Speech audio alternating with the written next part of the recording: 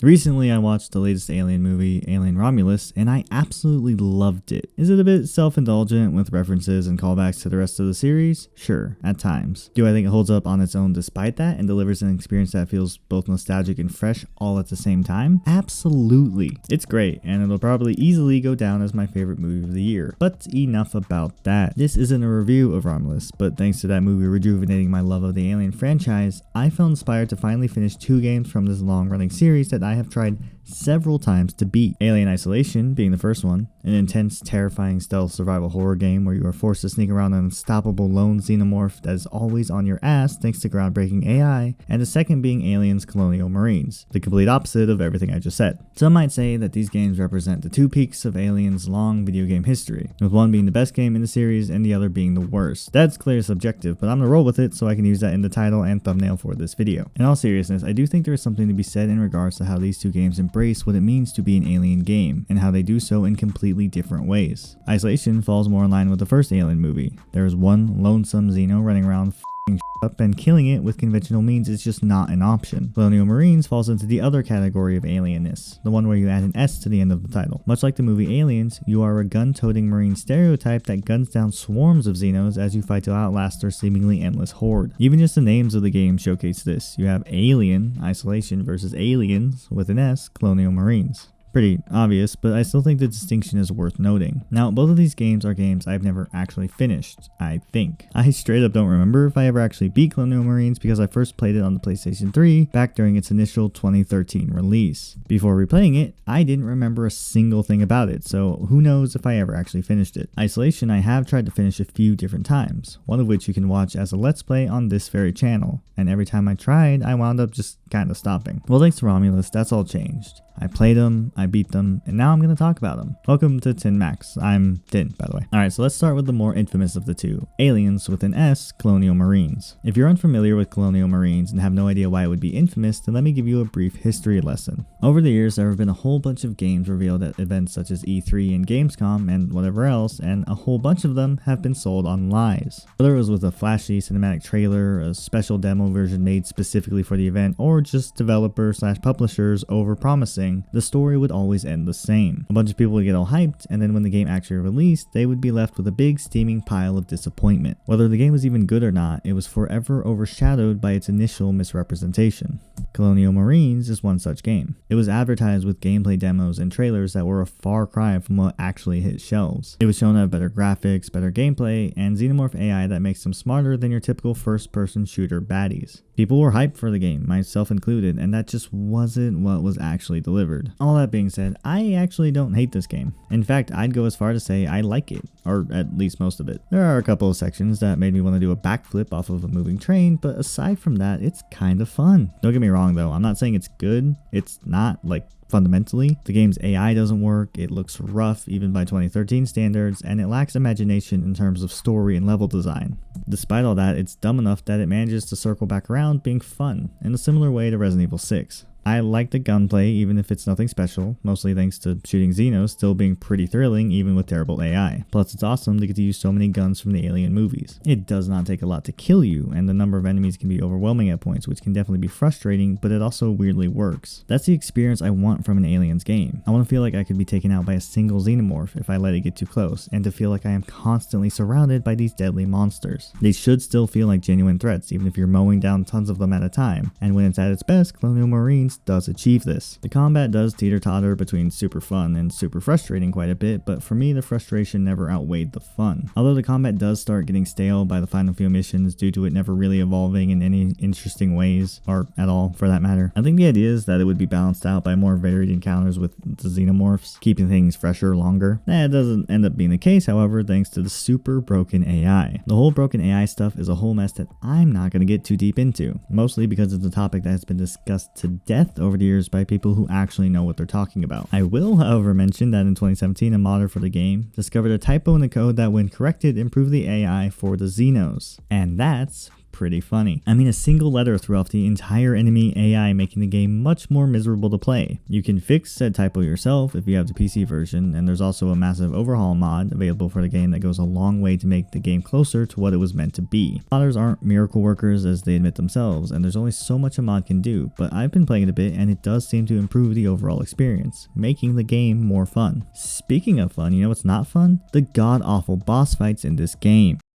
There's only two, but one of them is so broken and brutal that it was the only time while playing where I just wanted to quit completely. And the other one, the final boss, is one of the most mind-numbingly boring boss fights I have ever played. It's actually kind of impressive that it's as lame as it is, considering you're facing off with a goddamn alien queen. All you do is press some buttons while easily dodging the brainless big bad so you can eventually knock it off the ship during a 3-second cutscene. It's so whack. I guess they didn't have much of an idea on how to make a good boss fight with an alien queen since they wasted the power loader on the earlier terrible boss fight. I cannot stress enough how much that fight sucked. The camera cannot handle being the power loader, creating a visual headache-inducing clusterfuck. The power loader itself controls like hot garbage, and the slightly bigger alien you're fighting insta-kills you unless you're in it. Well, good thing it's not super easy to accidentally get out of it because the button to exit the power loader is the same as the button to pick up items. It sure would be unfortunate if you were trying to grab health and the camera moved just enough so that instead of picking up the health, you started the long slow animation of exiting the power loader, only to instantly be one-shotted by the boss. That would just be annoying. Also, not that it matters at all, but why is this random slightly bigger alien capable of insta-killing you, but the much bigger and more dangerous alien queen can't? That's just weird.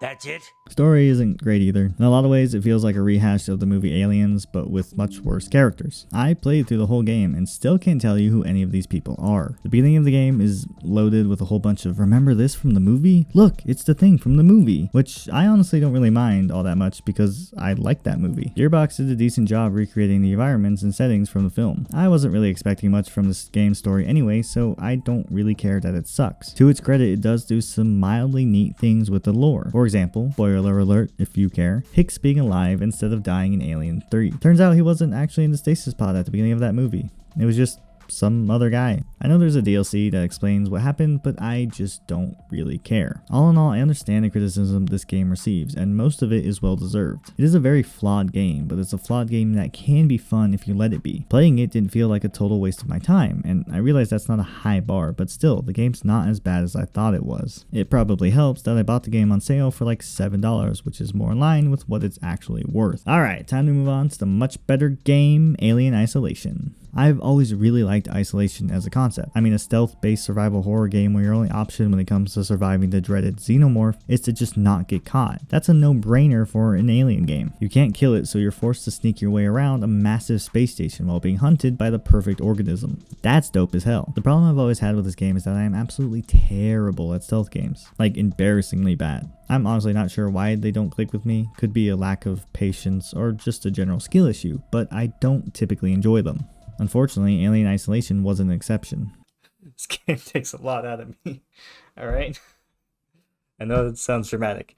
And it is. I would get stuck at a section because a Xeno would constantly smallmouth my face off until I just sort of drifted away from the game. At least until the next time the lure of the game would draw me back in to try and beat it again. You can see this happen for yourself on this very channel. I never did finish that Let's Play. But now I can say that I have finished the game for myself. I have played all the way through Alien Isolation, and all it cost me was my pride. Look, I consider myself to be a pretty average gamer. I don't put enough time into any single game to get really good at it, and that's fine with me. I typically play games at whatever the medium difficulty setting is, at least for my first playthrough, and normally that's not a problem. I feel like it's a good baseline when it comes to game difficulty, seeing as that's typically the point of a medium difficulty option. So the last few times I played Isolation, I played it on medium, or whatever it's called. However, this time around I swallowed my pride and switched it to easy. I'm sure I could beat the game on medium eventually, especially now that I've played through the whole thing and know what to expect. But for the sake of actually making consistent progress and actually finishing the game, I chose to make it easier on myself. It did feel a bit like admitting defeat, but it paid off in the end because I absolutely love this game. Plus, I'm bad enough at stealth games that playing on easy was still a bit of a challenge. Plus, the alien was still intimidating enough to make it a thrilling experience, so it was well worth it. I always knew that I'd really enjoy this game if I could just push through, and I was right. Alien Isolation is amazing. First of all, I think the game excels at giving you a single unstoppable enemy thanks to some fantastic AI work. The Xenos AI is another topic that's been talked to death, but you can't really cover this game without mentioning it. It's a core fundamental aspect of the game and is easily what makes it such an intense and terrifying experience. Basically, as I understand it at least, there are two main AI systems tied to how the alien operates.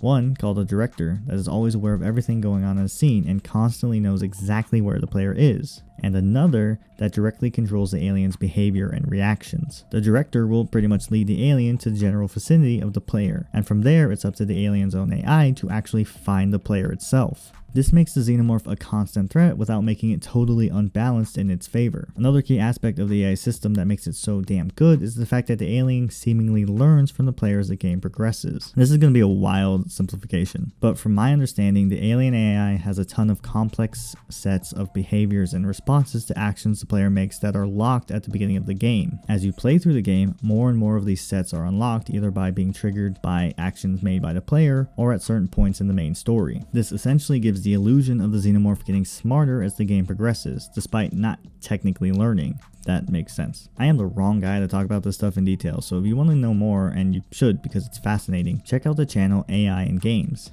They actually know what they're talking about and explain this way better than I did. The clever use of AI means that nearly every encounter you have with the alien will feel some level of unique. There are only a few select points in the game that are completely scripted, so most of what you experience will feel different each time you play. That melds perfectly with the horror genre, seeing as so much of what makes horror work is the unexpected and the surprising. Having an alien after you that behaves in unpredictable ways keeps you on your toes throughout each and every encounter. You will genuinely feel like you are being hunted by a creature that is almost as intelligent as it is deadly. And that is exactly what an alien game like this should deliver. Alien Isolation is such an achievement in AI, I'd say as someone who doesn't know a lot about AI, but still, it's impressive what they did. Other games have gone on to do similar things, like Amnesia: The Bunker, and maybe they even do it better, but Isolation really feels groundbreaking in its approach to AI, and even the wider horror genre. Fortunately, that's not the only thing the game executes really well. Creative Assembly did a masterful job capturing the aesthetics of the OG 1979 Alien movie by fully embracing the retro future look of that film. Hell, even some of the later Alien movies don't adhere to that aesthetic as well as this game does. Isolation was clearly made with the idea that if it looks futuristic in the 70s/80s, then it works for the world they are building. The story also stands out more compared to Colonial Marines thanks to it feeling much more like its own thing. Granted, there are obviously connections to the wider Alien universe, specifically the first movie. For starters, you play as Ellen Ripley's daughter, Amanda Ripley, who journeys to the space station Sevastopol to retrieve the flight recorder from the Nostromo. No one in the universe really knows what happened to the crew of the Nostromo, so Amanda hopes the flight recorder will give her some much needed closure. Then, of course, the alien shenanigans start up and it becomes a struggle to survive an unknown threat. Like I said, there are definitely ties to the movie. There's even a DLC that lets you actually play the ending of the first Alien movie as Ellen Ripley, and that's so freaking cool. Even with that, Isolation does a much better job of standing on its own compared to Colonial Marines. For one, the majority of the game takes place in a brand new location, the aforementioned Sevastopol, a massive space station owned and operated by the Sigson Corporation, created specifically for this game. Comparatively, Colonial Marines mostly takes place on Sulaco and LV-426, just like Aliens with an S. The story isn't nearly as groundbreaking as the gameplay, but Isolation does have a very solid story that fits nicely within the wider Alien canon. I have seen the complaint that the game is too long, and I haven't quite decided if I agree or not. Having only played through it once, I'm not sure if I felt fatigued near the end or if I was just expecting it to be done a lot sooner than it was. There are two different points in the game where I thought for sure we were ramping up to the big finish, only for it to keep going. Slight spoilers ahead, but literally at the halfway mark of the game, you launch the xenomorph into space in classic Alien fashion, and I thought that would be the ending. That wasn't the case, and the game kept going, focusing now on the androids going full crazy. You even go a few chapters without even seeing another xenomorph. I think it might just come down to being a pacing issue, with the majority of the story not kicking into full gear until the back half of the game. Also, I felt the two sections I thought were endings would have made for a more exciting ending than the actual ending, which to me felt like the most linear and scripted part of the game. Not the best note to end on for a game that gave you so much freedom throughout most of its runtime. It wasn't enough to ruin the whole experience, but definitely could have been done better. For the most part, I was still very engaged with the gameplay the whole way through the story, so I had a good time. It helps that the Xeno isn't the only thing in the game trying to kill you. There are evil androids and regular people too that can help spice things up a bit, and those enemies you can at least kill if you need to. I went a long time without really interacting with anything alien related, so I honestly forgot just how much I love this series. The universe of Alien is chock full of potential for varying stories and experiences, and I feel like nothing demonstrates this better than these two games. Besides the movies. As different from each other as they are, these are both solid ideas for an Alien game that is faithful to the films in one regard or another. Granted, Colonial Marines is not quite as solid when it comes to execution, but even still, when it's at its best, it can give you a fun experience, very in line with the movie Aliens with an S. Isolation is clearly a better developed and fully realized game, but stealth survival horror isn't for everyone. Sometimes you just want to shoot things, which Colonial Marines provides. If I had to pick a favorite between these two games, it would be Isolation, no contest, but I still had fun with Colonial Marines. If you like this franchise and haven't played either of these games, then I think they are both worth checking out. Definitely don't pay full price for either of them at this point. They are both a decade old, which honestly feels weird to say because they feel like should be at least a 5-year gap between these two games, but nope, they only released a year apart from each other. Not quite sure how to process that information. In an ideal world, I'd love to see an Alien game that is basically an unholy hybrid of these two. I want a more traditional survival horror, modern Resident Evil styled Alien game where the xenomorph can be killed with enough firepower, but aren't nearly as easy to kill as they are in Colonial Marines. It could happen. They never really stopped making Alien games. There was Fireteam Elite in Dark Descent not that long ago, and they seem alright, not really my kind of games, but still. Anyways, if you have played these games before, then let me know what you think of them in the comments below. If you liked the video, then hit that little like button and maybe drop a subscribe if you're into that kind of thing. As always, thanks for watching, and I will see you in whatever we do next.